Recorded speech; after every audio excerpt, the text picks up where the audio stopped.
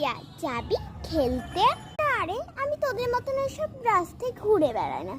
তোর এটা ভালো কথাই বলা উচিত ছিল। আহা, তোরা জানিসই তো এত ঝগড়া করছিস কেন? রাস্তায় আছি। তুই আগে নিজের চুলটা ঠিক কর। তা জানিসই তো আমরা সবাই একই জামা পরি। তুই এরকম হালাতে কেন জামা পরে এসেছিস? তুই জানিস না যে আমাদের এখানকার নিয়ম কত? আমাদের টিমের বদনাম করতে চাইছে। তুই জানিস না বুঝি যে আমাদের এখানে শর্টস পরা যায় না, আমাদের এখানে লং পরতে হয়।